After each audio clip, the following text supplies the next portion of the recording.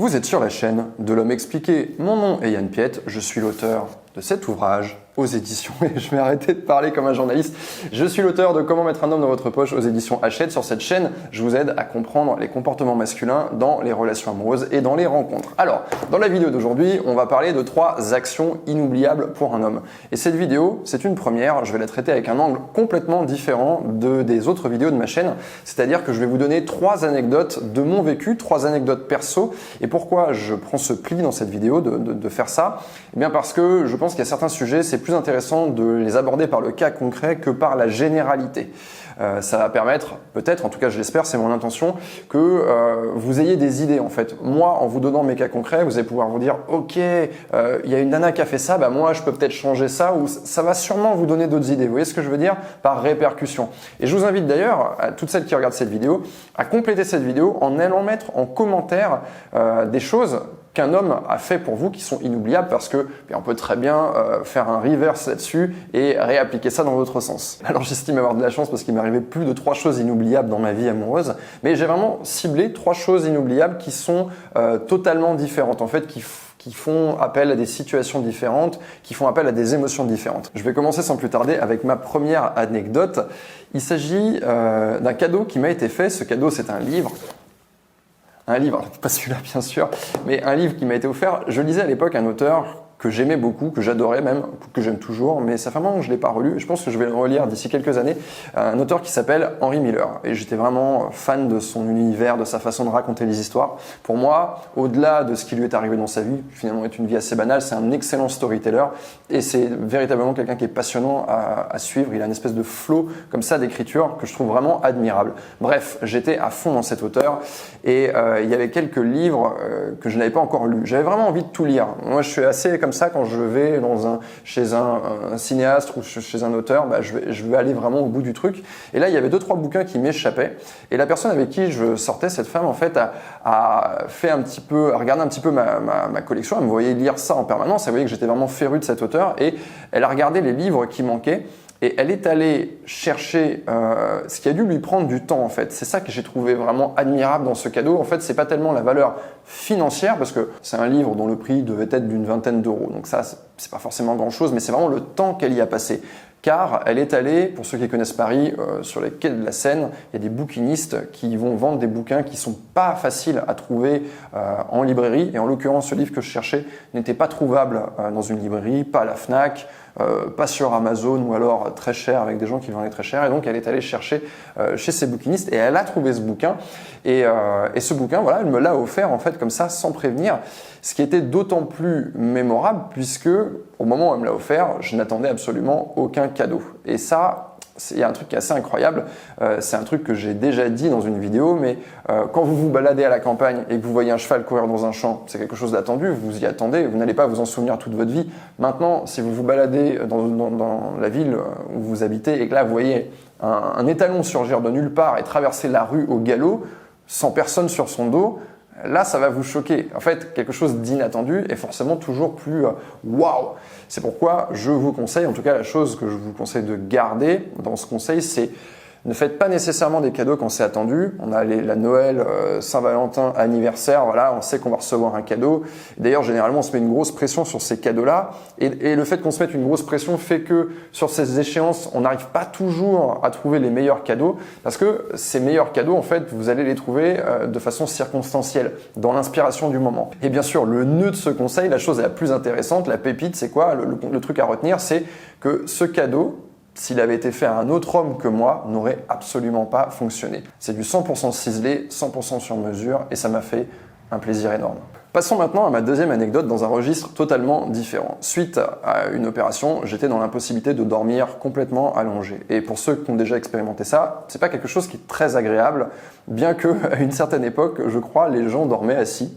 Quand j'ai visité Versailles, du moins, c'est ce qu'on m'a raconté. J'étais surpris de voir que les lits des personnes étaient tout petits, mais en fait, en réalité, les gens dormaient assis. Bon, si quelqu'un est passionné d'histoire, peut clarifier ça dans les commentaires, mais je crois que je m'éloigne de mon sujet. Bref. J'étais donc dans l'impossibilité de dormir allongé et quand je suis rentré chez moi de l'hôpital, qu'est-ce que j'ai trouvé qui m'attendait sur le pas de ma porte? Un coussin Vous savez, l'espèce de truc d'avion là qu'on met derrière le cou, qui servent justement à rehausser la tête et qui justement permettent, c'est d'ailleurs le cas dans l'avion, permettent de dormir beaucoup plus facilement parce que la tête elle est soutenue et du coup c'est beaucoup plus facile, tolérable de dormir dans une position semi-assise. Eh bien, ce cadeau, en fait, il est inoubliable. Pourquoi? Cette action, parce qu'il s'agit ici d'une action plutôt que d'un cadeau, elle est inoubliable. Pourquoi? Parce que cette personne a apporté exactement ce dont j'avais besoin au moment où j'en avais besoin, mais que j'ignorais ou que je n'aurais pas pu de toute façon me procurer. C'est vraiment quelque chose, en fait, qui est très important dans une relation parce que ça met en avant le fait que vous êtes complémentaires, ça met en avant que, tu vois, quand tu as un souci, je protège tes arrières, je te soutiens, je suis là en fait pour apporter la chose dont tu as besoin, un peu comme deux trapézistes au cirque qui ont une grande confiance parce qu'ils savent que l'autre va les retenir et non pas les lâcher. Et ça, véritablement, c'était inoubliable. D'ailleurs, toutes les anecdotes que je vous raconte sont assez anciennes et je peux vous jurer que je m'en rappellerai de toute façon encore dans quelques années. On a vu un cadeau complètement inattendu et très personnalisé. Ensuite, on a vu une complémentarité, quelqu'un qui vient apporter une chose dont on a véritablement, vitalement besoin.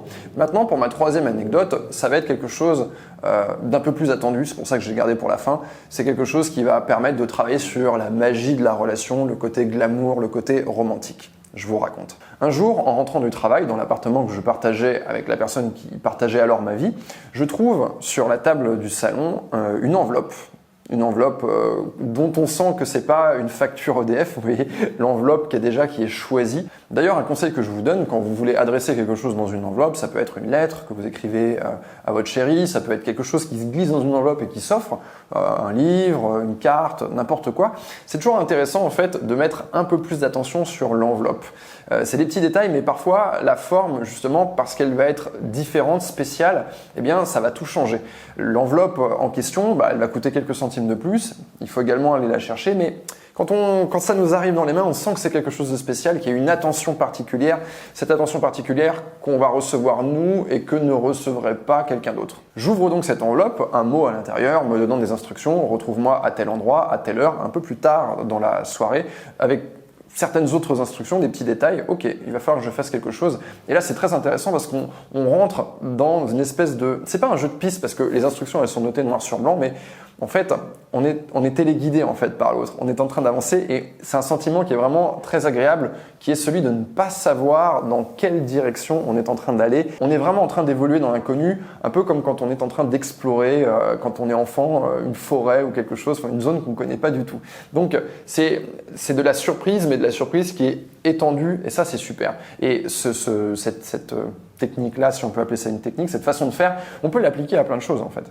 On peut l'appliquer au sein même de son propre appartement, si on vit avec son chéri, on peut faire quelque chose de cet ordre-là.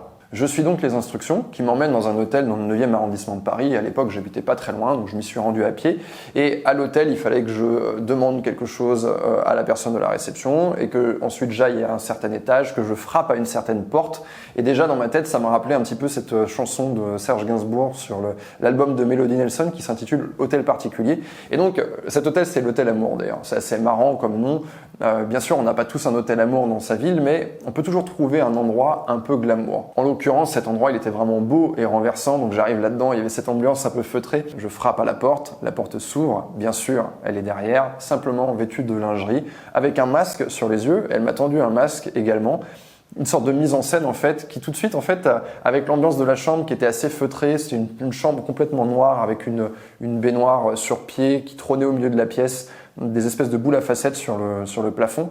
Et en fait, tout ça, le jeu de piste, plus le masque, plus la chambre, l'ambiance, la musique probablement, ça je me souviens plus s'il y avait de la musique ou pas, mais en tout cas fait que j'avais véritablement l'impression d'être dans un film. Et ça a créé un moment véritablement important dans la relation, aussi important à mes yeux que d'aller 3 semaines en vacances dans un pays lointain, alors que finalement ça s'est passé uniquement sur le cours d'une soirée. Et donc qu'est-ce qu'on peut retenir dans ce conseil? On peut retenir que la mise en scène, c'est quelque chose qui fonctionne toujours. Quand vous avez face à vous un homme qui est intéressé, une mise en scène va forcément davantage exciter son intérêt, il va se laisser transporter, il va jouer le jeu et c'est un truc vraiment dont il va se rappeler.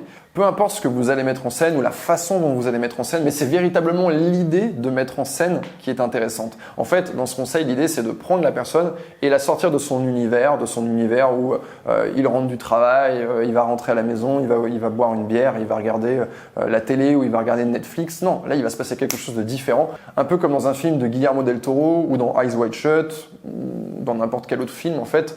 Là, en l'occurrence, dans ma mise en scène, c'était teinté d'érotisme, mais ça peut être plus érotique, ça peut être plus romantique, ça peut être plus fantastique. À vous de voir, en fonction de ce que vous avez envie de faire. C'est votre univers, c'est l'univers de votre relation. Vous en faites ce que vous voulez. J'arrive donc à la fin de mes anecdotes. Attendez, c'est pas fini. Je vais quand même conclure cette vidéo. Donc, j'avais un cadeau inattendu, mais très personnalisé. J'avais une chose dont j'avais désespérément besoin. Enfin, quelque chose d'un peu plus classique, mais néanmoins inoubliable. Une mise en scène dans la relation et quelque chose, en fait, qui est faisable à peu près par tout le monde et à moindre coût. Ça ne nécessite pas de prendre un avion, ça ne nécessite pas de dépenser des centaines et des centaines d'euros et c'est diaboliquement efficace et en plus c'est une expérience qui se prolonge. J'espère que ces anecdotes vous ont inspiré et vont vous aider à trouver d'autres idées. Qu'est-ce qu'un homme a fait pour vous qui était inoubliable? Qu'est-ce que vous avez fait pour un homme qui était inoubliable? Ça, vous le savez facilement parce qu'il vous en a reparlé longtemps après. Vous pouvez le dire en commentaire, je pense que ça peut être intéressant de voir un petit peu ce qui s'est passé dans les vies de chacun, de confronter et je pense que ça fera énormément d'idées pour les personnes qui vont regarder cette vidéo qui sont en panne d'inspiration. En tout cas, travailler sa relation, c'est toujours quelque chose qui est très stimulant, qui est très intéressant. Il ne faut pas voir ça comme quelque chose de compliqué, une corvée. J'ai donné tout à l'heure l'exemple de l'anniversaire, la Saint-Valentin et Noël et on sait tous que faire les cadeaux à ce moment-là, à part pour ceux qui ont véritablement cet esprit d'aimer faire du shopping et d'aimer chercher des cadeaux, parfois c'est difficile de trouver les bons cadeaux à ce moment-là et on est un petit peu dans une ambiance de « ouais, je vais me forcer à le faire, il faut absolument que je trouve un truc, je me mets une pression ». Mais en réalité, quand vous travaillez sur votre relation au quotidien, ce qui est très intéressant à mon sens, c'est que vous n'avez pas cette pression-là, vous n'avez pas cette obligation. Et du coup, tout ce que vous allez pouvoir faire va devenir une surprise. Donc voilà, bien sûr, ne faites pas des choses comme ça tous les jours parce qu'à un moment donné, il faut laisser le temps à l'autre de digérer cette expérience et puis aussi de renvoyer la balle, évidemment, puisque je sais qu'il y en a beaucoup qui vont regarder cette vidéo et qui vont se dire « Ok, moi je vais faire ça pour un mec, mais qu'est-ce qu'un mec va faire pour moi ?» Eh bien, on va voir qu'est-ce qu'un mec va faire pour vous. Mais en tout cas, la relation, c'est une chose qui se travaille à deux. Vous ne devez pas être la seule à faire des efforts et vous ne devez pas tolérer que votre partenaire soit complètement inactif et ne participe pas non plus, lui aussi, à la magie de la relation. C'était Yann, vous êtes sur l'Homme Expliqué. Je vous remercie d'avoir regardé cette vidéo. Si elle vous a plu, abonnez-vous, mettez un pouce vers le haut et je vous dis à très bientôt.